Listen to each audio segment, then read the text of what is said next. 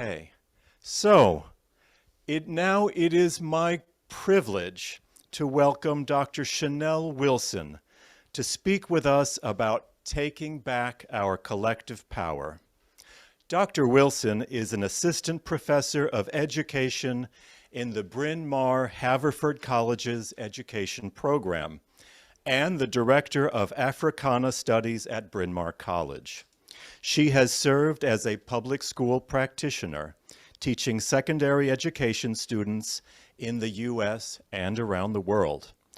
Dr. Wilson's current scholarship focuses on race and anti-racism education and anti-colonial practices in education. She enjoys facilitating knowledge that encourages personal connections, promotes critical thinking, and necessitates justice. Dr. Wilson, please go ahead. Good morning, everyone. I hope you are feeling well wherever you are. I am coming to you from Philadelphia, and I haven't been outside yet, but it is sunny, so it feels like it's a good day, and it will continue to be one. I am honored to be sharing with you just a few words, and I really look forward to being in conversation just a little later on. So before I go on, I'll share what I call my 3 Ps: positionality, passion, and purpose. So a little bit more about me. I am a proud Black woman, and it's important for me to be very clear about my positioning in the world, because it impacts the ways that other people interact with me, but it also impacts the ways that I move about the space.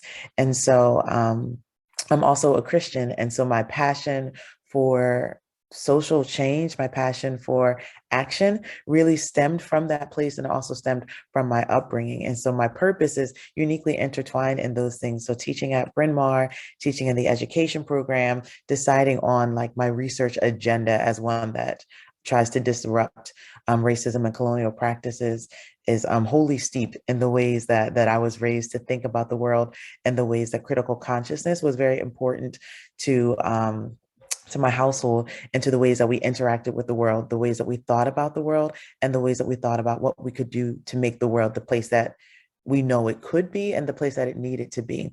So I'm here to talk with you about taking back our collective power, because it is something that that has been a barrier to progress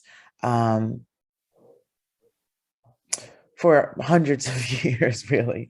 And so I'll highlight some of the specific challenges that we face collectively, and the ways that those things have been individualized, so that it feels as if we don't have any agency. It feels as if systems are operating with and without our support, and the ways that we can be working together to disrupt and to make the world the place that we could have it be. And so when I think about the basis of inequalities, of inequities, of the ways that racism, classism, sexism are maintained in society, we think about like a divide and a stratification. So once divisions are able to be created between people, so categories are created, there's then a hierarchy that is attached to those, that stratifies people and makes it so that we aren't communicating across difference, so that we aren't communicating at all. And then sometimes we aren't even living in spaces that create the opportunity for us to be in community. And I forget the person who spoke, but I think you said community building is a spiritual practice. I would love to get the actual quote, because I wanted to write it down. To me, I agree with that so deeply. And so if somebody can get that language and put it in the chat, I'd be grateful for it.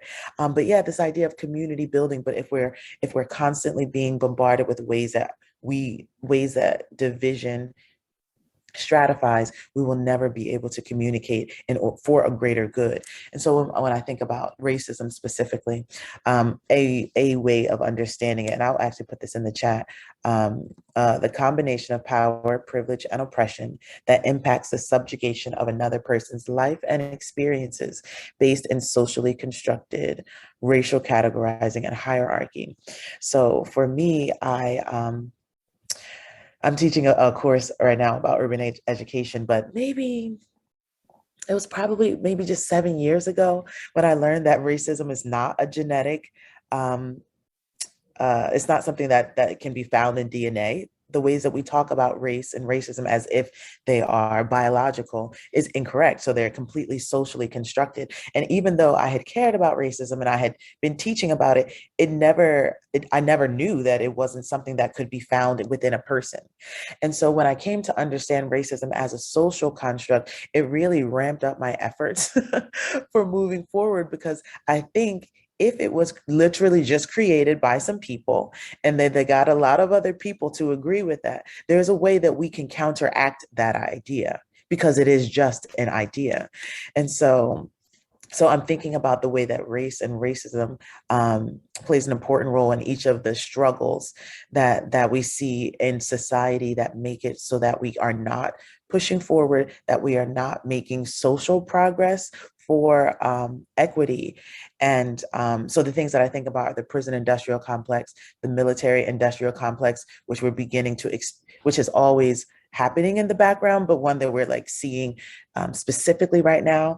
And then also the educational survival complex. And each of these are intertwined uniquely, and class plays a role in them as well. So in thinking about, I'll try to run through it pretty quickly. And thinking about the prison industrial complex, so we have mass incarceration in the United States. And so the ways that people are incarcerated has actually warped the sense of reality, and it has forever changed the economics of the United States. And so the social implications of locking up and locking out people, as Michelle Alexander explains in The New Jim Crow. So there's a sector of the populations, primarily Black, brown, and poor people, who are inculcated into the prison industrial complex, and it keeps the country running, actually. And so then when we think about the military industrial complex, I have full respect and honor and gratitude for service people and people who have served, survived, and even given their lives for the life that I am able to live, the life that we are able to enjoy.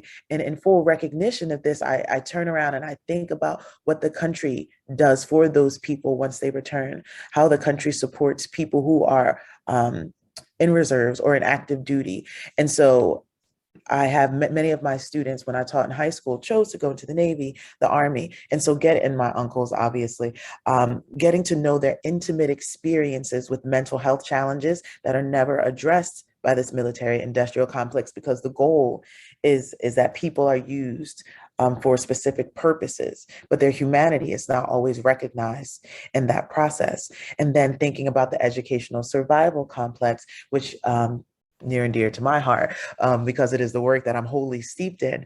There's a text that you should read if you have some free time. That's called "We Want to Do More Than Survive" by Bettina Love, and I'll put that into the chat too.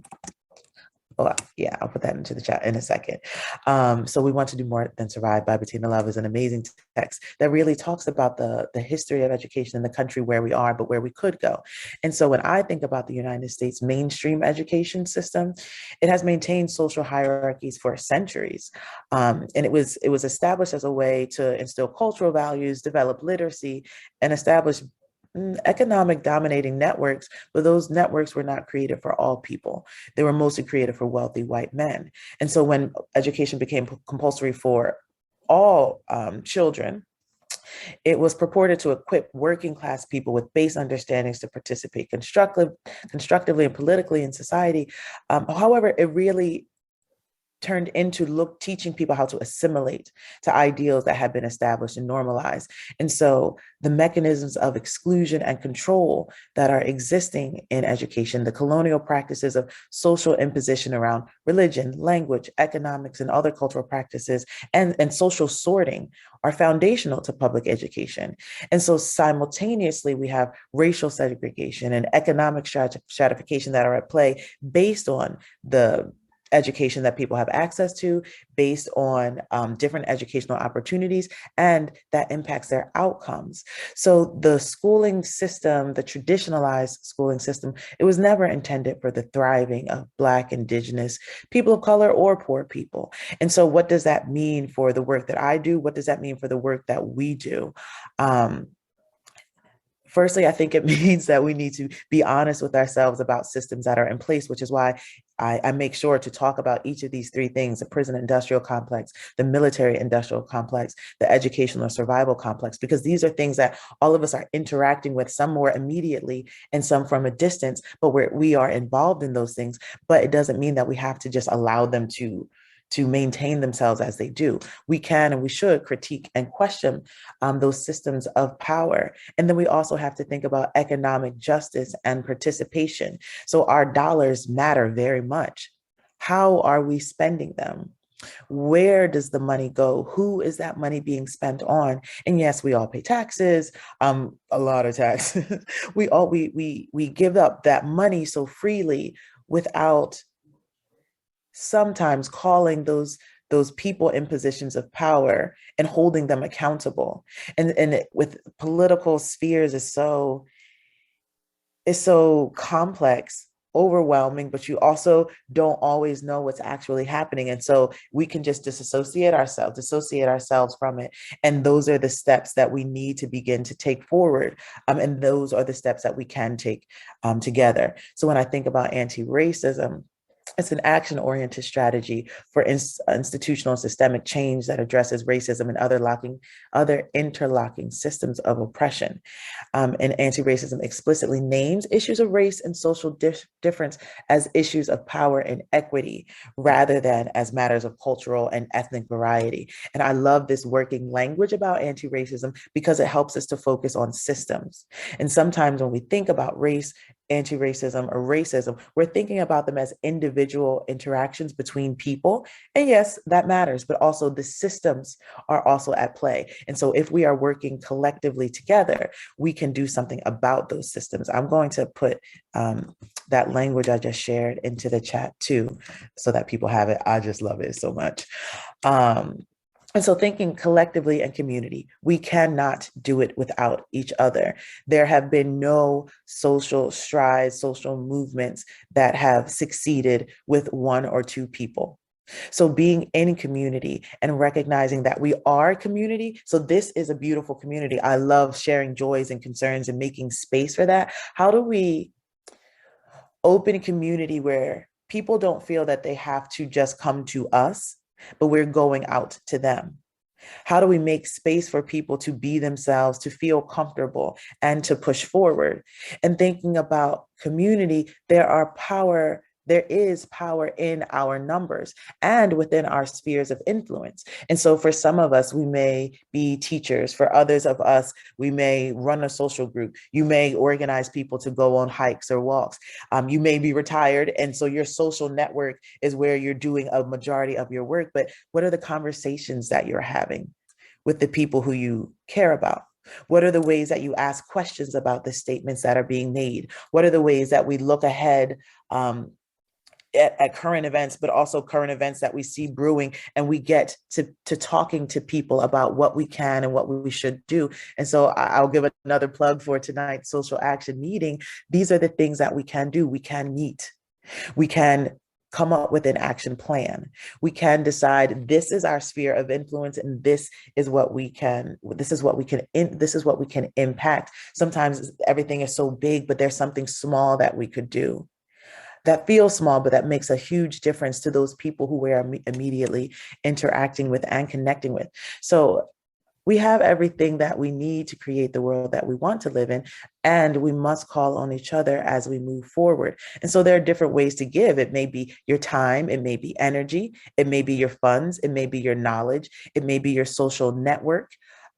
But we all have something to contribute. So I urge you to take up the work for equity and anti-racism every single day, and recognizing that all of the systems of oppression that we have to fight are interacting.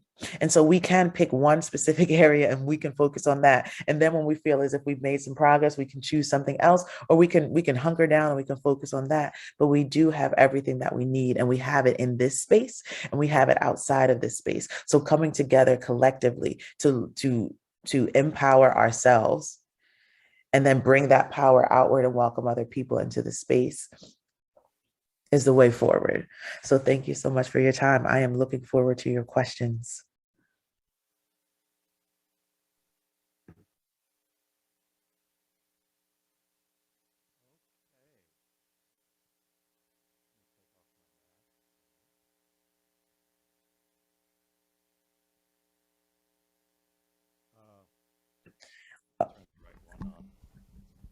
I think the meeting house is There we still muted. go. Am I muted as well? Yeah, we're good now. Okay, we don't need double mics, so I'll turn that other one off. Thank you so much, Dr. Wilson. Very interesting. So let me just briefly go over how we do Q&A. I ask everyone, please ask a question. Don't make a statement. Limit your question to a minute or less.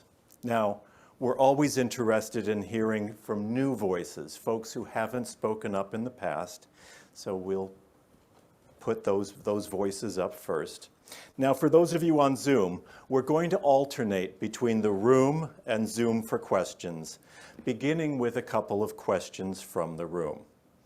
If you would prefer to put your questions up in the chat window on Zoom, that's fine too. We will seek them out. Now, our first question is always about what we can do. And I think, Dr. Wilson, you've already begun to address this. But what things should we be doing today to further anti-racism as Thank you for that. individuals? Yes, thank you for that question. One of the things that is so important to me and to work about racism and is a focus on racial identity development. And so the United States is a completely racialized place. It was, and you don't have to agree with me on this, these are my thoughts, but it was founded in racial stratification. It was founded on the genocide of indigenous people who were dehumanized so much so that it presented some justification for those actions. It's not justified, but that's something that was used as a justification. And then this country was developed through chattel slavery, which also dehumanized groups of people to justify that treatment was okay in order to develop an economic base that all of us are still operating within. And so it is a racialized space. All of us are racialized in the United States because of the system of racism that has created the country. And so, but it doesn't mean that we've done our work to understand what that means. And so I think that each person beginning with or continuing or deepening their journey around their racial identity development is necessary, because if we don't see ourselves as racialized beings, it's very difficult for us to understand or even entertain other people's racialized experiences. We might say, oh, that has not happened to me. It does not align with my experiences, and thus it's a fallacy. Thus, it doesn't make sense. Thus, you're lying. So because we haven't done our own individual work with understanding who we are as a racialized person, but also who we are as a person. So that's why it's important to me to think about positionality. And I will always begin with, I am a proud Black woman. That makes some people uncomfortable. That's not my problem, but it is necessary because there's nothing wrong with our racialized identities, unless we're completely ignorant and unaware of them. And we're moving up about the space in this, in an oblivious way that assumes that other people's experiences are our own. And so racial identity is the very first step. Yeah, I'll stop there. And you can Google it. I can actually drop some sources in the chat too for beginning that work if you haven't yet done so. And for people who want to deepen the work, I think about how we can do that in community. So yeah, we start within ourselves, and then we have to open up space to begin to talk with other people about it, because then we begin to have conversations about race that aren't so scary, because we're doing some work too, and we're learning and we're figuring and we're discovering together. Thank you so much. Other questions in the room? Well, I have another one before we go to Zoom, and this is one, so I am not remembering the exact terminology, but there's a lot of welcoming phrasing that one hears in public speaking these days, where you sort of ground all discussion in recognizing that you're speaking from the unceded land, from the indigenous people who had been Yes. here before the colonists arrived, and murdered many of them and took their stuff and their land, right? How do we determine when that is appropriate? And how do we not end up just tokenizing the Right. process? I appreciate that question. Yeah. So what you're talking about is a land acknowledgement, and I do land acknowledgements sometimes because I'm still in my decolonial process, and so yeah, you don't want to just do something and then move away and just go ahead with the program as planned. So typically, when I do land acknowledgements, the ways that I end are asking people to continue in the work. So I think it's not to it is a performance. It is a ritual, but rituals do have purpose. And so the purpose of the ritual for me, when I do land acknowledgements, is one, to acknowledge the land, two, to honor the people who stewarded the land, and three, my process beyond that is continuing in decolonial work. So trying to understand, what does it mean for a space to have been colonized? What does it mean for me to be engaging decolonial practices? What does it mean for me to question the system of colonialism and colonization that many of us are taught as this wonderful thing that has made America so great? Terrible language. This wonderful thing, and because we should be thankful for colonization, because without colonization, we wouldn't have this. And so am I critiquing, did we need this? Like beginning to ask ourselves those hard questions. And how do I benefit from that?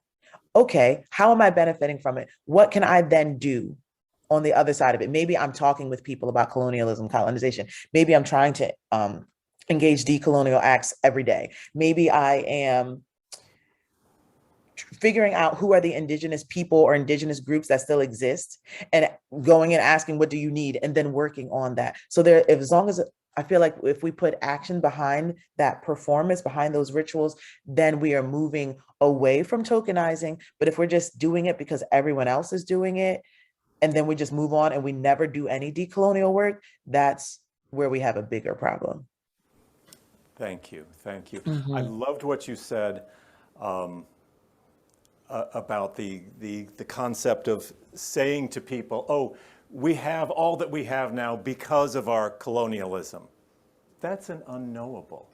We cannot know what we would have had we not had a colonial past. Maybe what we would have had would have been 10 times better than what we have now.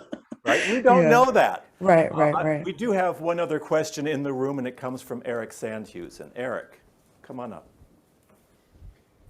Thank you, Dr. Wu. It's on. Oh, I forgot to turn it up. One moment. Technical difficulties in the meeting. No problem. And I'm the tech guy. Thank you, Dr. Wilson. This has been really very interesting. More and more these days, we'll hear people standing up and saying, I am a proud white man. And that makes me deeply uncomfortable because, I recognize, obviously, the historic disparities and current power disparities and things like that.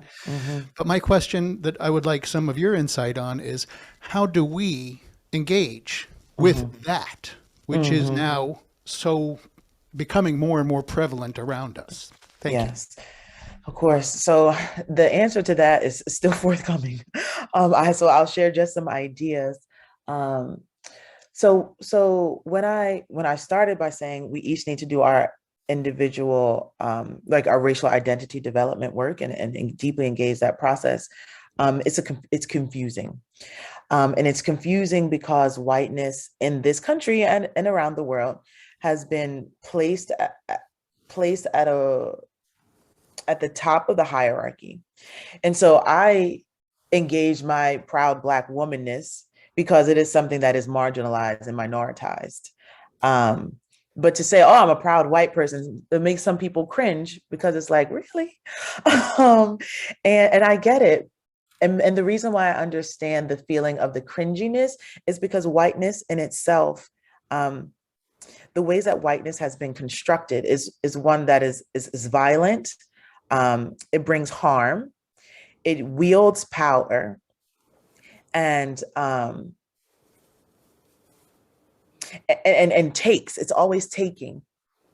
But that's whiteness, the social construct of whiteness. It does not mean that all white people are participating in that, but white people have been socialized into whiteness, just the way we're all socialized into racism. And so when I think about racial identity development work and how to engage people in those conversations, one of the things that I think it is best for white people to be able to do is come to conversations with humility. And the necessity for humility comes because whiteness has been attached to so much power. And so if we come to conversations about race, racism, anti-racism, and we're not willing to be humble, we're not willing to learn, we're not willing to listen, we're not really willing to step back and give up some of the power that has been just assigned, the power and the privilege that has just been assigned that no one has asked for, then we're not going to be able to move forward. And there are some people that we can't take with us on our journey to better, to greater. There are some people that we could speak to them for 15 minutes or 150 hours, and they will never move. And so you have to decide your own level of energy that you'd like to, expend. How much are you willing to give? Maybe someone is your brother, so you're willing to give more. Maybe you've seen that person in the supermarket. You don't know them. They're a stranger. You're willing to give less. So in thinking about your journey, how much are you willing to give? How can you support people in racial identity development work to see what whiteness is, what whiteness does, and that we don't have to attach ourselves to it? That's how I would engage. That's how I try to engage people now who are like, "Whoa, why don't we have a White History Month?" Well, because we are learning about white history all the time. Most of the history that we know is white history, and so pushing back on that is necessary, and having the bravery or the courage to do so. Because if we plant seeds, those things will grow. They will. It may not be immediate. It may be 5 years from now, 10 years from now, or 15 minutes. But my job is to plant seeds. So try to plant the seed and then move on, and someone else can water it. Excellent, excellent. Now, some of you out in Zoom land right now might have a question for Dr. Wilson, but I want to point out that I have, I think, taken 3 questions. So I have, in a sense, done a dichotomizing whiteness thing right here, preferring our meeting house guests over our Zoom guests. So even though I know the president of our society has a question, I'm going to make him wait. And Jim is thumbs up on that. Rob, I turn it over to you for at least 3 questions. Excellent. Well, we will rebalance. We have 2 questions on Zoom, and then someone put a question in the chat, so we will get to that. So let us first start with Gwen. Gwen, go ahead and unmute yourself. Whoops, I'm sorry, I muted you again, thinking I was asking you to unmute. One more time. We both did it at the same time. Okay, thank you. Well, my question may not be appropriate. When there were no questions initially, I thought I would bring up to Chanelle a situation I'm facing with a Black family in Paterson who I know, but maybe it's something I should talk to her afterwards. Apparently, I offended a young man who's 30 years old who I met when he was 11, and he really gave it to me in an email. And I don't know what to do. I don't know how to handle it. I don't know how to respond. It was pretty bad. Should I give you the brief version? Well, I think I'll let Rob decide that. I do have like an overarching kind of response if we decide to talk about it later, but if someone maybe has a similar situation, and so I can speak to that. But Rob, what do you think? Go ahead, Gwen. Oh, all right. Well, I'll try to make it very brief. I teach photography in Paterson, New Jersey to inner city kids. They're like 8 to 14 years old. There was a brother and he has another brother and sister. All 3 of them I met when they were very young. I met this brother when he was 11 years old. He's 30 now. I befriended his mother, who was, they were all on welfare. They lived in public housing. She was a wonderful person. I've kept in touch with them a little bit, but their phone numbers keep changing. And when she died, they all scattered to different friends and living on people's couches. And I couldn't, it wasn't easy to stay in touch with them. So recently, this young man told me that he was homeless and had to send his 6-year-old son back to North Carolina where the little boy's mother lives. He had told me about a month prior to that he's living with a roommate who's on Section 8, and if that roommate moved, he'd have no place to live. So I thought the worst had happened, and that was it. I later learned that he was still living in the same place, so I felt he had lied to me. We've had a good relationship, so I sent him an email, just very brief, to tell him I was very hurt by that, and I hoped he would never do that again. So he responded, this is what I don't know how to handle. He said, when my grandmother died, if anyone could have stepped up and changed our situation, it could have been you. You watched me go back and forth to jail and sell drugs to survive. You have the means and finances to step in and change our lives so we wouldn't have to struggle. I just felt like you sat there and watched instead of helping in any way. You could, and you gave up on us without even trying to change our situation. It's sad because if the roles were reversed, my grandmother would have never sat idly by and watched your kids go back and forth to jail without giving anything to them. Says, I guess you will never understand, Miss Rich Dr. Gwen Levine, how it feels to have nothing, in capital letters, to be born with nothing and have no support. We are on the same planet, but two different worlds. I'm at a loss. I want to make it right, but friends have advised me, don't respond, just let it be. I've waited 2 weeks and I can't get it out of my mind. Yeah, I'm sorry that Yeah, I almost that feel like crying. situation has It's horrible. happened. It's okay. I would recommend that you do respond, Thank even you. though it's been 2 weeks, because silence says a lot. And Mhm. so in silence, we get, if a person has not responded to us, we make, well, I do, I'm an overthinker. I make up, I make up a response. And so silence speaks. And I mean, definitely this idea of living in two worlds, that is something that the United States has created, right? Mhm. And I think that, again, if I go back to humility, I would imagine that if I were to have a message sent to me like that, I would be shocked. I would be angry. I would be upset. Very. And then I would also think there's only so much that I can literally do. There's only so much that I can literally do. So in a response, thinking about it from a standpoint of humility, I think acknowledging his feelings, acknowledging the system that has created this the reality that people do live in two worlds. And I don't know where you live, but it's probably not far from Patterson. It's probably about 20 minutes.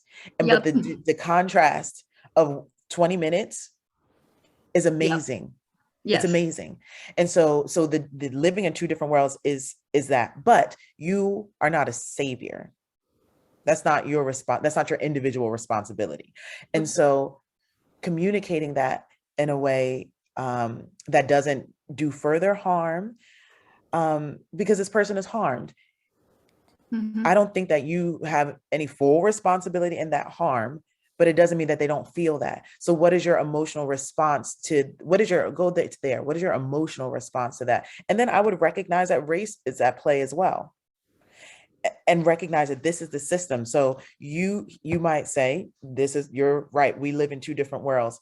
It did not occur, it was difficult to keep track of what was happening. It did not occur to me that you thought I held this type of position. I did not know that this was a responsibility that you had. I appreciate you communicating it now. And there's only so much that I can literally do. These are the things that I'm willing to do. And you decide for yourself what you are willing to do, what you're not. But coming to it from humility, recognizing that his feelings are his feelings. He does feel harmed. It was not intentional on your part, but there's still an impact and there's the outcome.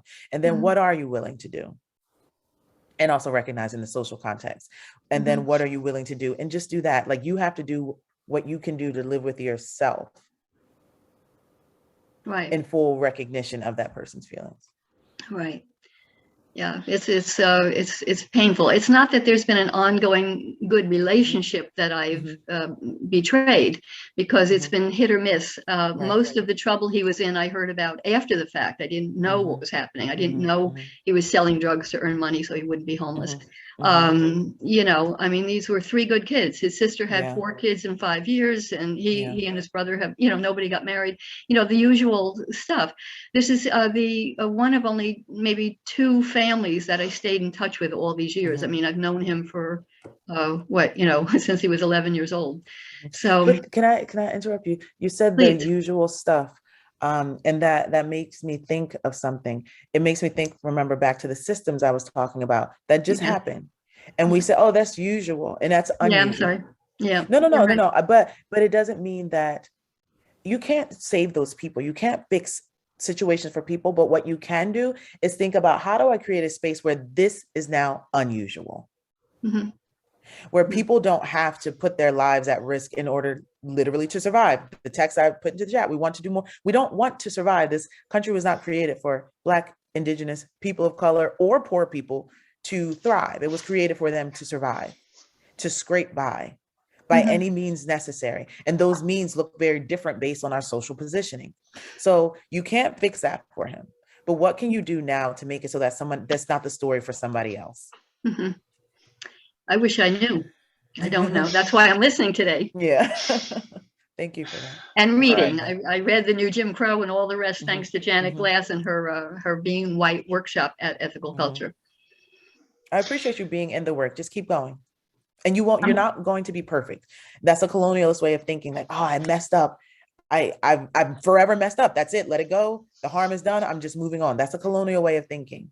We have to Mhm. think about, okay, how do I go back? How do I redress that? How do I acknowledge that person's feelings? I may not be able to change that. I can do something differently later. That's what I'm going to do. That's what I'm going to focus on.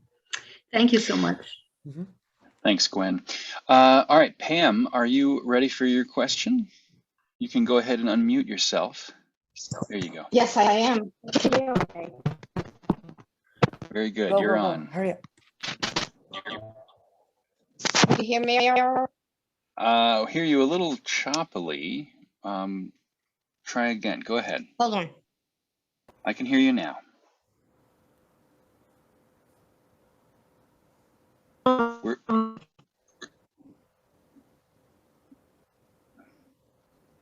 I think we can hear you, Pam. Go ahead.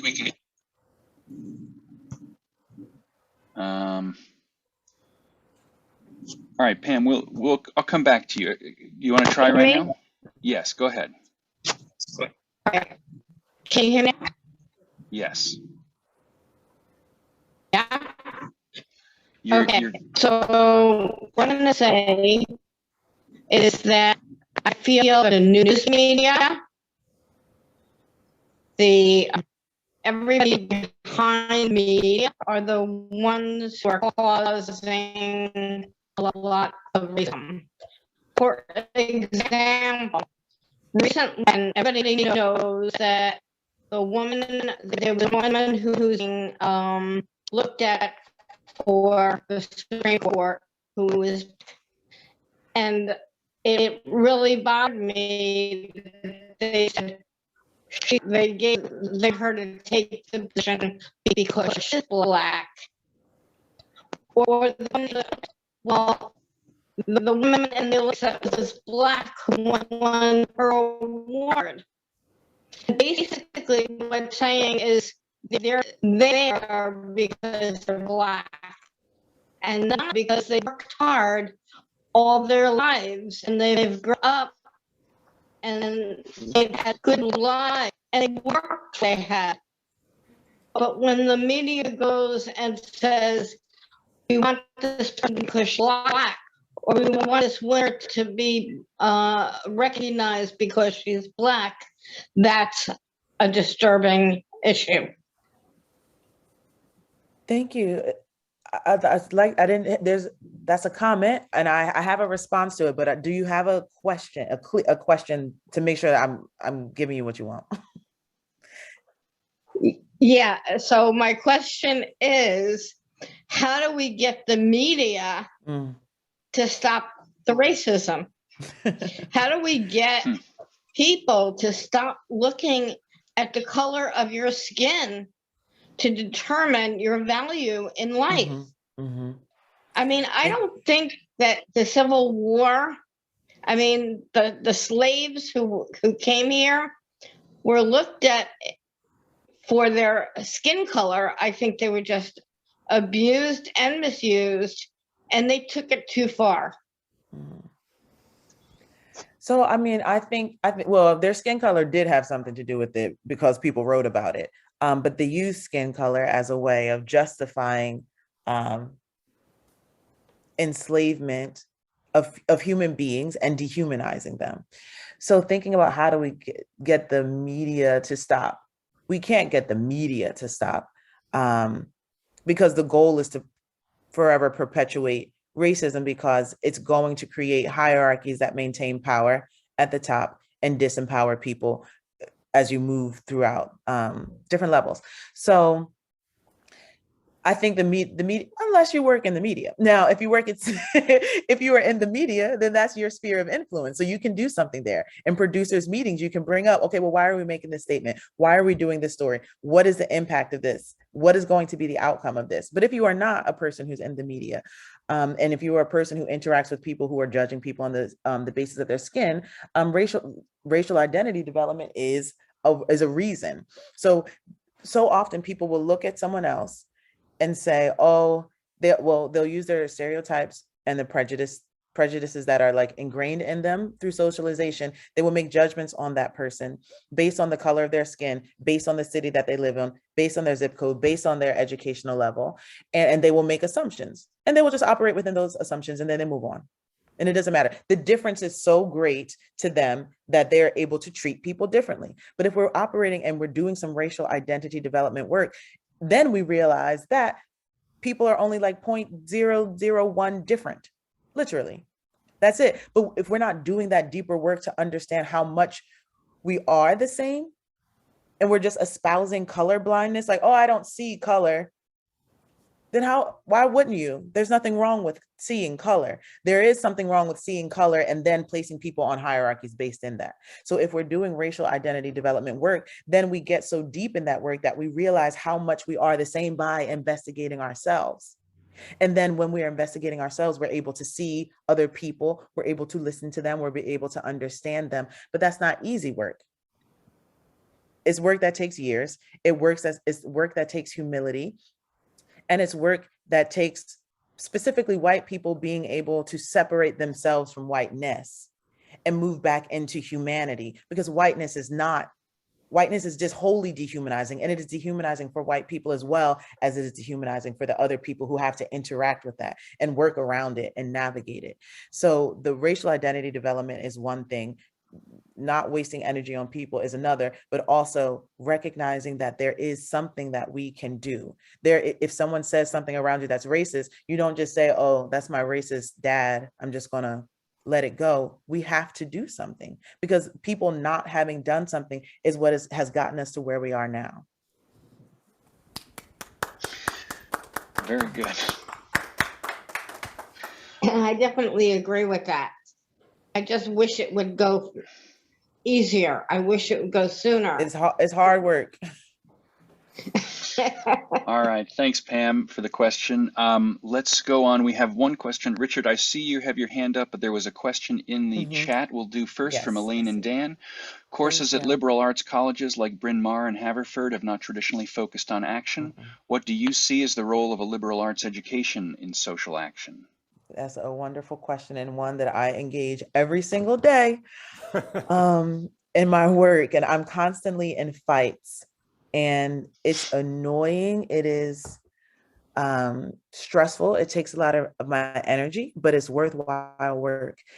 So specifically at Bryn Mawr and Haverford, the biggest issue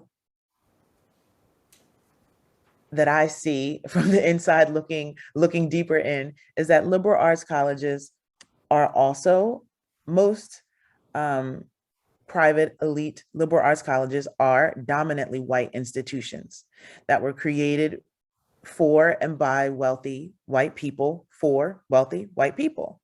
And so it's creating this space, this haven for people, and there is value in that to them. So there is value and people being able to spend $65,000, $75,000 or more dollars a year on their children's education. That makes people feel good that they're able.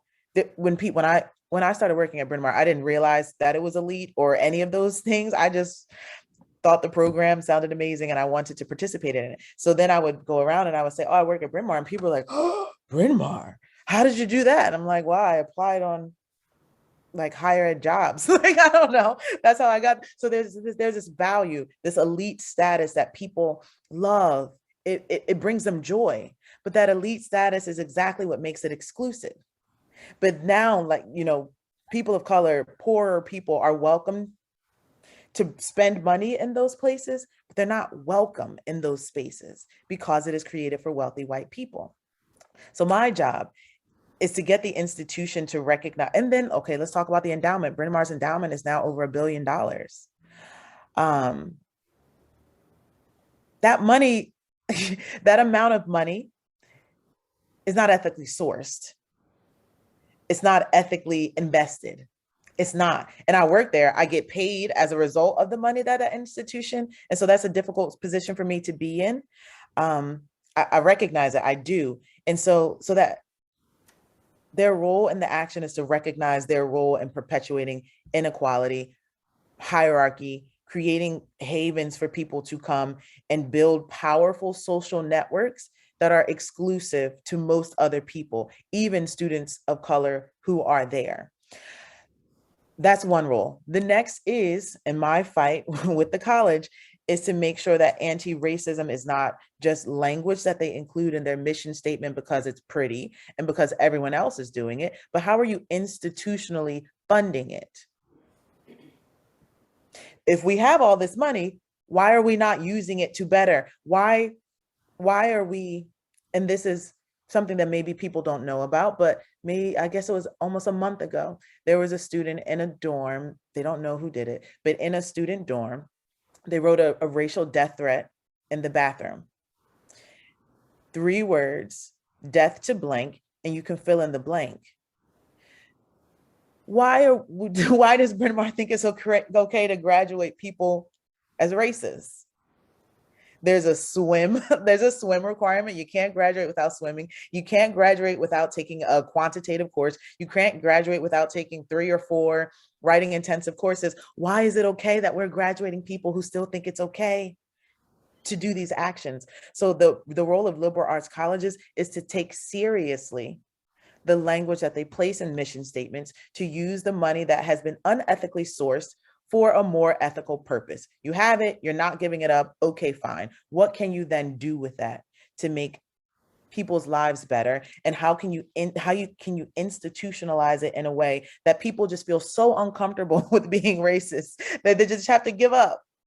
That is possible because these spaces that like people love saying, oh, it's a liberal arts. Liberal in what sense? And no one investigates what that word liberal means. They just attach it and then move on. When we know that liberal arts education was never created for people of color to be ingrained in. And if they were, it was for them to assimilate. It was not for them to be able to live and be themselves and bring their full humanity.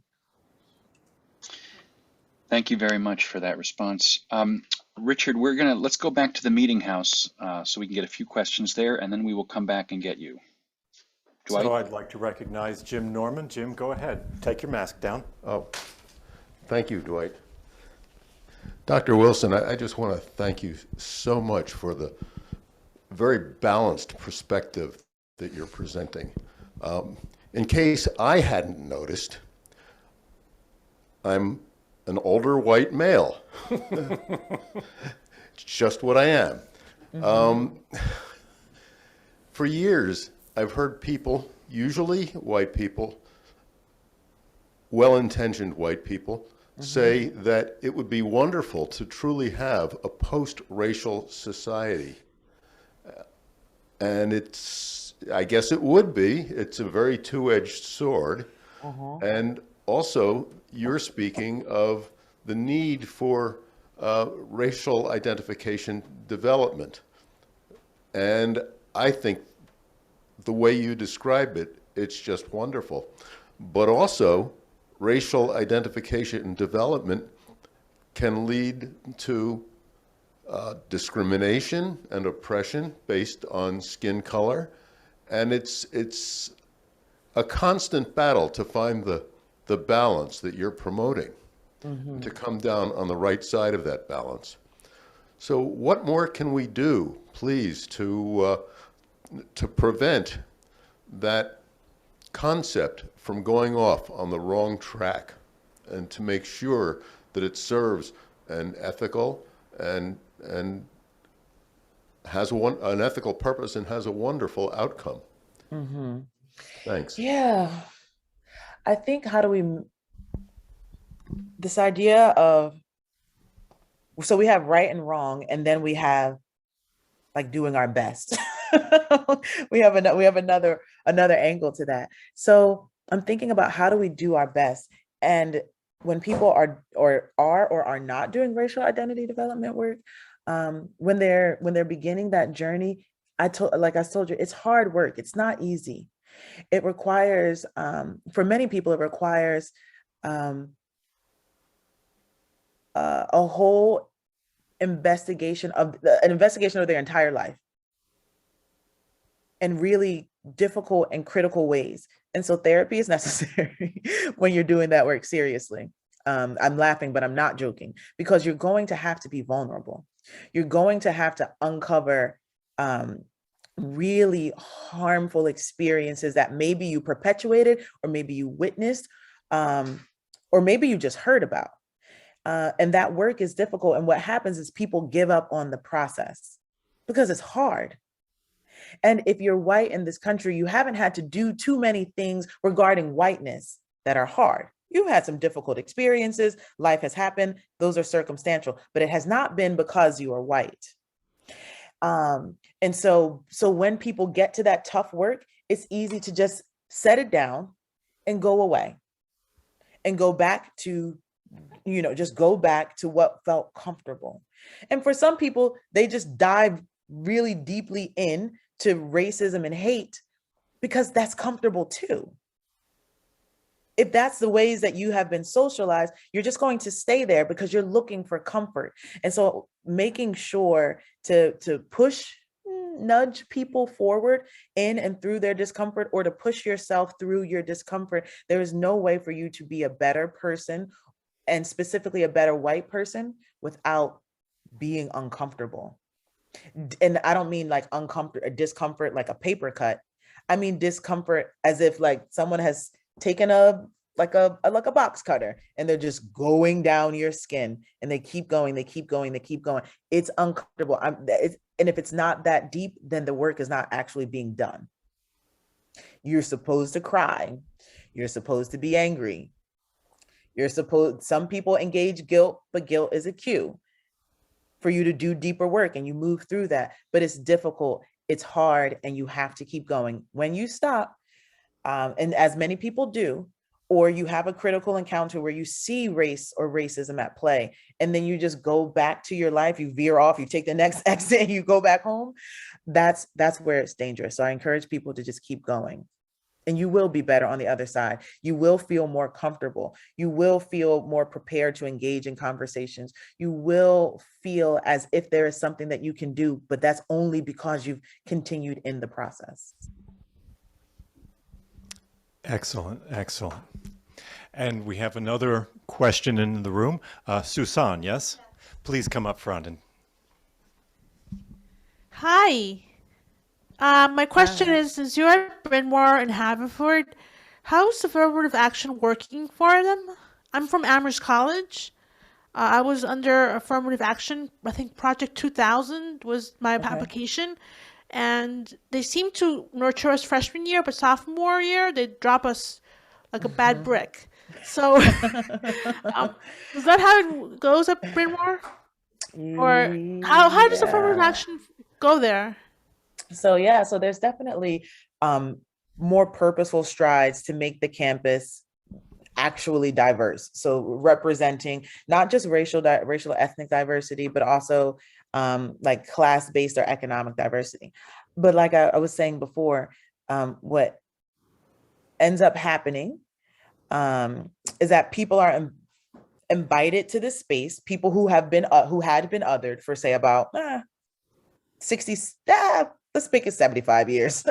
So people who had been othered and or excluded for about 75 years are then, welcomed to the campus. But the way that they're welcomed is they're just allowed to be there. So there's no change in systems, structures, or processes to make them feel as if they belong, to make them feel as if they're welcome. It's this idea that you come, assimilate, operate the ways that we always have, and be glad that you're here. Now, this Bryn Mawr would not like this language from me, but it's okay. I will say it to the president as well, because they don't do anything. Okay, here's another piece. They don't, beyond that first year, there's like Thrive, which is a class that people take in order to like engage them in the freshman first year experience. But beyond that, that's it. So students have to find their own affinity groups, and they do, or they build their own communities where they feel supported, loved, welcomed, valued. But what does not happen at Bryn Mawr specifically is that they do not make white students do any work. They do not make white students do the work of being welcoming, of seeing beyond people's difference, of recognizing that their experience was their experience and other people have different experiences. So the college fails at that. Other people, like people of color, Black people, Indigenous people, they come in, and poor people, they come in and they work to fit. They work to make themselves feel valued, be seen. But white people don't have to do that work, and that's a failing. So it's something that I am specifically fighting for, because we all have to be doing work.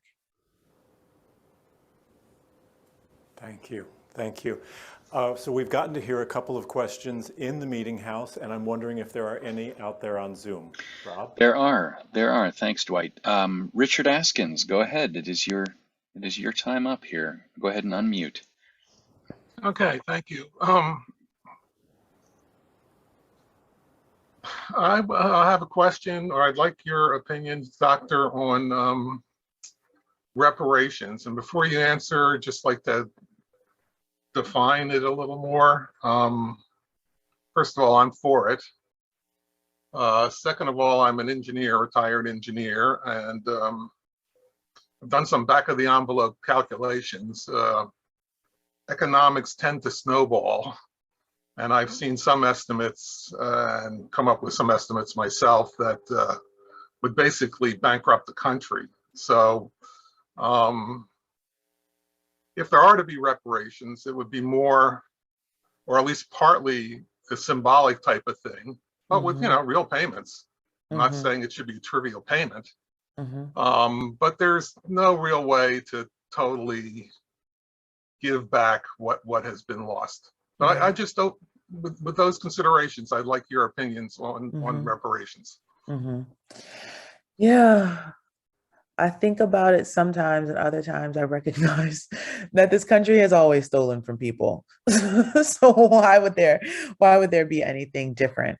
Yeah, thinking about like the symbolic nature of it, but also the real economic benefit of reparations. And as you say, like how do you there's no number, how do you put the number on it, but also in recognition of the snowball effect of economics and the ways that enslaving people and then abolishing slavery for the benefit of the country without any economic base for the people who had been subjugated for hundreds of years. That's where economic justice comes into play for me. So I think about not the idea of, say, a lump sum, although I want some money, but not the idea of a lump sum, but a full equitable accounting. And when I use the word equity, and not just giving everyone the same thing, that's equality, but equity is giving different people what they actually need in order to achieve a particular outcome. So I would want it to be an equitable process of developing what people need in order to thrive, not just to survive. And I also think that looks different for different people. It looks different for different populations of people as well. So what someone in Patterson might need is going to be different from what a Black person in Cherry Hill might need. And who has to do the work of that? I think that white people should do the work of that. And that they should be consulting people who are descendants of formerly enslaved people. But I want reparations. I think that it should happen. I don't know that it will happen, but if it does, it should be one that is equitably a program and a process that has been equitably created, and it would require more than just reparations. So just like Bryn Mawr, has a diverse population of students now, but has not changed anything. What are you going to do? Just give people money and maintain the racist society? I take the money, but also can we fix the system too? So it requires a lot of change. And I will take the money without the system being changed, but I would like for the system to be changed in addition to thinking about what does it mean to create opportunities for people to thrive, for Black people specifically to thrive in the United States. Thank you. Ed Gross, go ahead. Do you have a question? Yes, thank you, Rob. Dr. Wilson, I'm very much interested in anti-racism and what you've had to say, but I'm also aware that there is pushback against it, not just from the right, but from the left and from people of color as well. And I'm wondering, do you think they have a point? Are you aware of points that are of concern to you? And if not, how do you push back against the pushback? And so we're talking specifically about anti-racist work. Yeah. There's, I mean, I've heard, I can't think of his name, but there are some podcasters, African-American podcasters who are pushing back against anti-racism, not because they don't believe racism exists. Obviously they do, but but anti-racism particularly, and Dr. Kendi's book particularly, and I wonder if you have response to them. I mean, yeah, I've read the book, obviously. There's a really cool workbook that I found that goes along with it. You can look for it on Amazon. It's like super cool.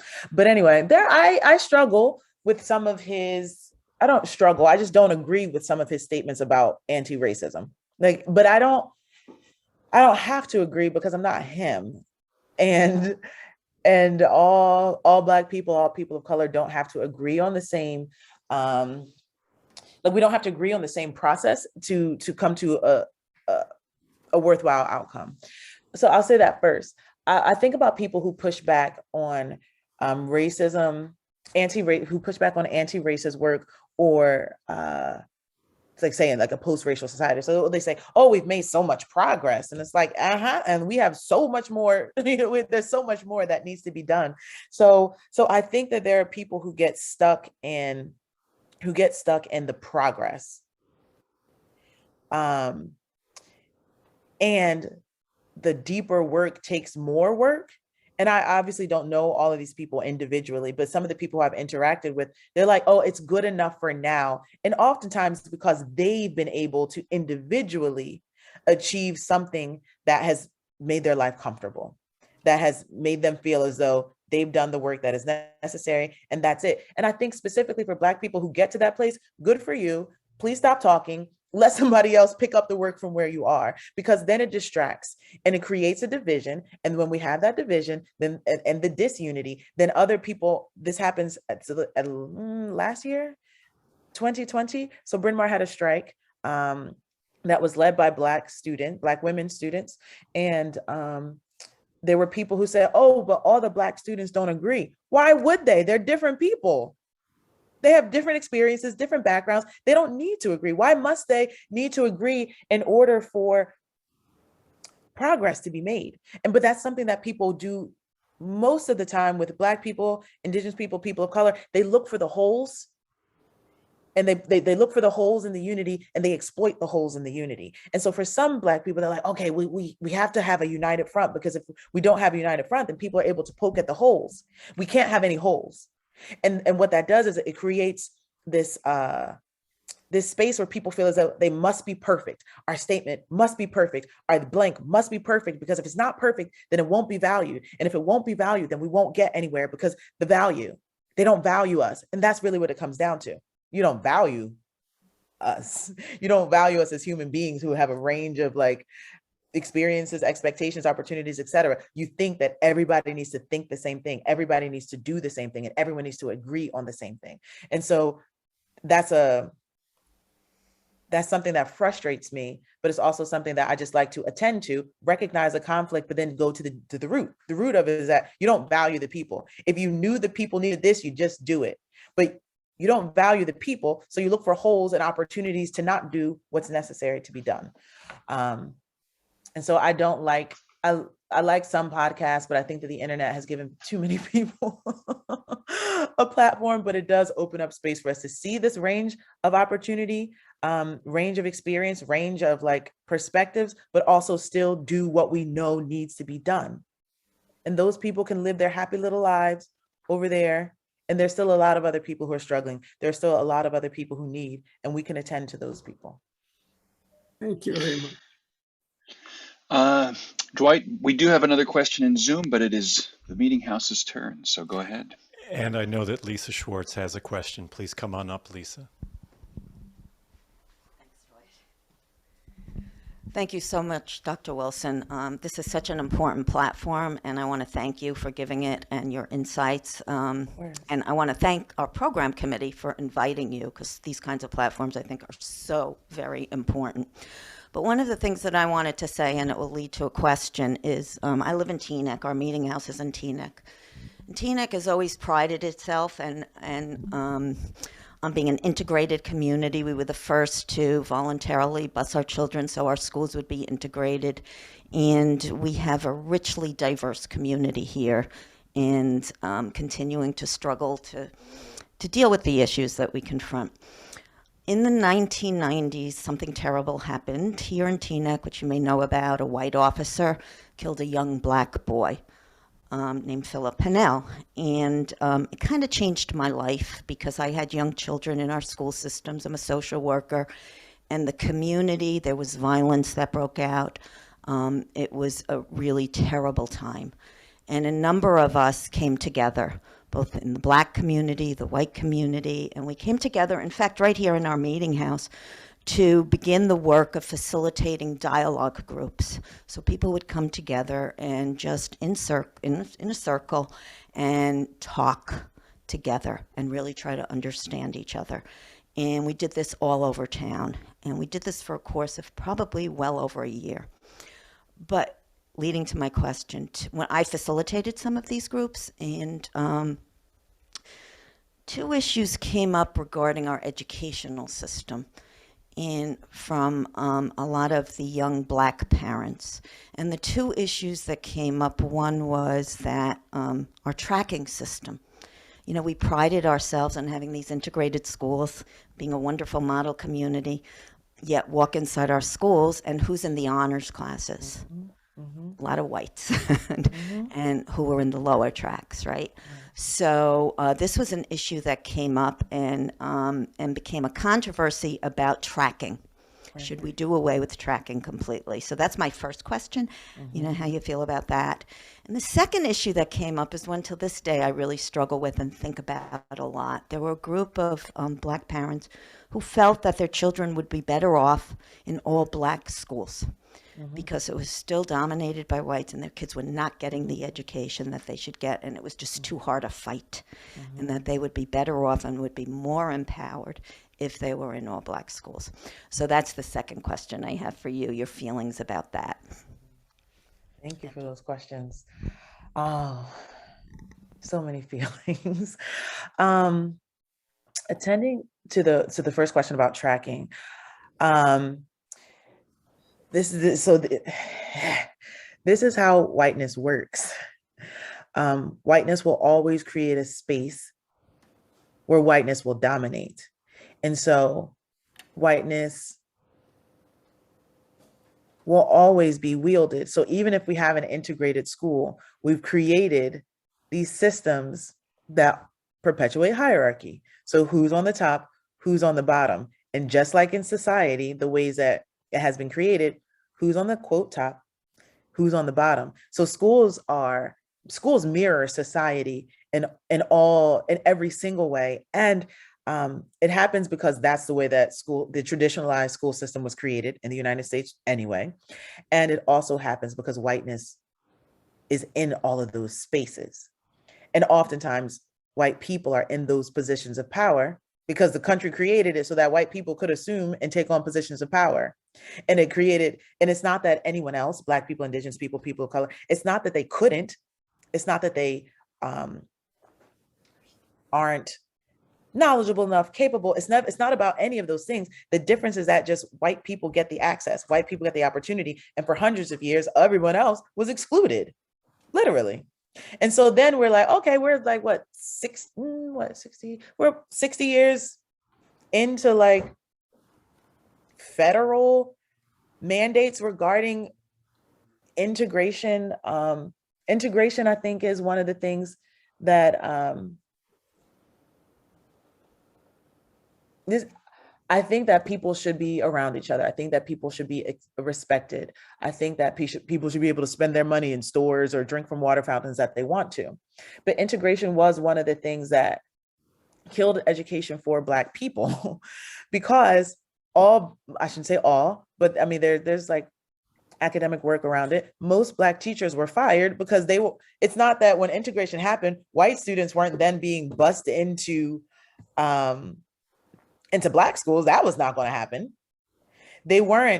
Black teachers weren't taken and positioned in different places. Black teachers were fired. So Black teachers were fired. Black principals were fired. Black administrators were fired. And then students were just bussed into these really harmful white spaces that were not created for them, where white people were not prepared institutionally, socially, whatever, to recognize these people as human beings. Even the ways that integration happened, it created a more othering. Why are those people here? Why are my tax dollars being spent on those people? So it created all of this othering, and Black communities had to create spaces for thriving. They had to create actual communities where people were respected, where people were valued. Now there were lots of issues of sexism and all the other things. They had all the same issues that every other community might have, but those were safer spaces for them. And so even now, nationally, I think the teaching force is 83% white women who identify as middle class, 83% of teachers. Around about now, we're at 51 or 52% collectively. Students in this country are students of color. But we know we have residential segregation, which has never gone away. So residential segregation leads to like school segregation as well. Schools are more segregated now than they've ever been, even when segregation was legal. So if we have mostly white women from middle class backgrounds who are socialized with those experiences, oftentimes not doing any racial identity development work because no one makes them do it. They can graduate a full 4-year program and never have talked about race at all. We have those people who are going into spaces and leading educational spaces that sometimes are half or wholly, if we're in, say, like an urban area or inner city, wholly people of color. So we have white people who have not done any work, who are going and teaching, who have not done any racial development work, going and teaching students who have to do racial identity work. Otherwise, they cannot survive in the country. So harmful spaces, and then people wonder why students don't want to go to school. And that's what the educational survival complex is about. People must survive it. They cannot thrive in it because it was not created for them to thrive. So it doesn't all come back to it, but most of it comes back to white people doing the necessary work on a grander scale, on a much larger scale than has ever happened before. But white people don't have to do it because it's uncomfortable. And when you experience discomfort, you're moving up, up, up, and then you get to slide back down because it's comfortable and the space was created. So I think that all Black schools, when created for spaces for thriving, are okay. And honestly, it feels to me when we used to do racial conversations at Bryn Mawr, they would happen on Zoom. And or when I do professional development work, sometimes people say, I want a breakout room with just people of color, or just Black people, or just this type of person. And white people are the ones who feel excluded. And they're like, well, why can't we be there? I want to be there. I want to know what's happening. And I've never, when people of color want spaces for thriving that consist of just people of color, it seems that white people have an attitude because they have not experienced that type of exclusion before. And that's a discomfort, but that's where humility comes in. We got to sit with it. We have to recognize it. Thank you, Dr. Wilson.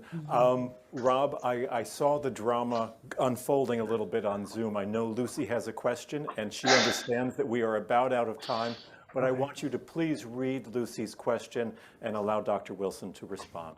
Absolutely. Lucy's question is, many people think critics of critical race theory are all conservatives, but I've learned that there are plenty of liberals, I think, who see instances where critical race theory can be hurtful to children.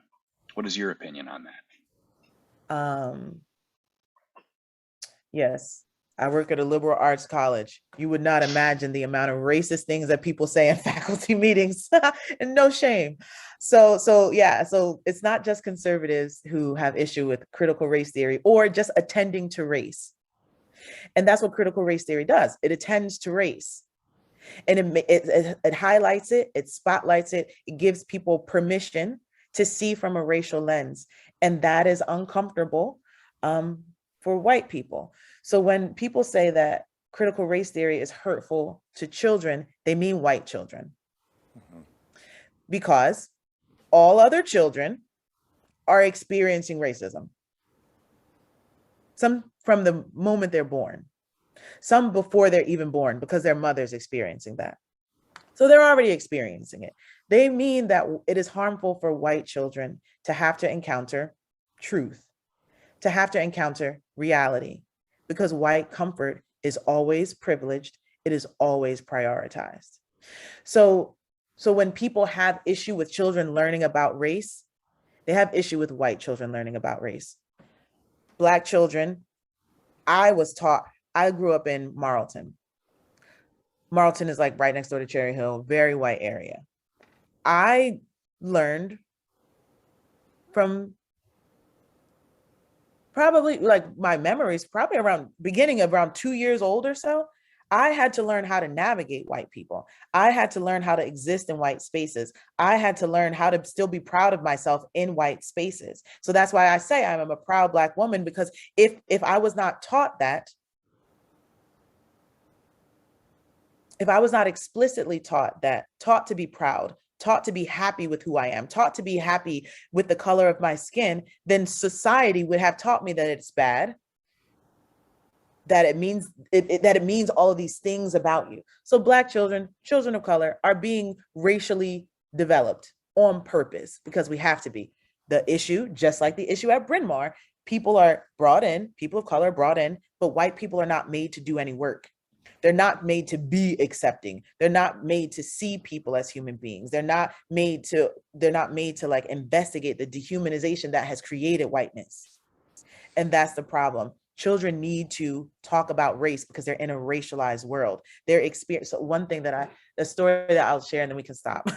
I was at CVS it was in Washington Township, and it was the summertime. I had on shorts and I don't know what I was buying. It doesn't matter. But there was a white mother behind me with her daughter who was probably like 3 or 4. And so the daughter kept like, tugging the mom, and she's like, Mom, what's wrong with her legs? Mom, what's wrong with her legs? What color are her legs? And she was so young. And so I'm standing there like, oh, here we go. And the mom's not saying anything. She turned red. She's just silent. She's not saying anything. And so I turn around and I say to the little girl, I said, they're brown. And then I walk away because my legs are just brown, right? Like, that's it. Tell her what color they are and move on. But the silence, what she was teaching her in that moment, even though she wasn't saying anything, that silence was teaching her, we don't talk about the color of a person's skin. We don't do this. We don't do that. But there's nothing wrong with it. There's nothing wrong with the color. There was nothing wrong with my legs being brown, but it made the mother so uncomfortable because she was also racialized in this racialized place, and she knew what it might mean. So she was teaching that young girl, 3 or 4 years old, what all of the things that were being taught in that moment when she wasn't saying anything, those are going to be with that child forever. Unless the girl does some racial identity development work and investigates it, sits in the discomfort, goes through all of the feelings, all of the moments, all the experiences that'll make her understand that moment there was nothing wrong with her mother telling the child what the color of my skin was. But politically, socially, it had so many more implications than what the color of my leg is. And so we cannot shy away from white children being uncomfortable. There's nothing wrong with it. And in actuality, if we talk to them honestly about the history, they would say that's stupid, it's dumb, why did that happen? And hopefully they'd be better people and wouldn't perpetuate it. But because we act like it's okay, we treat it as if it's normal, neutral, and objective, this is just fact, then we are creating more people who are okay with racism. So white children can learn about it too. Thank you, Dr. Wilson.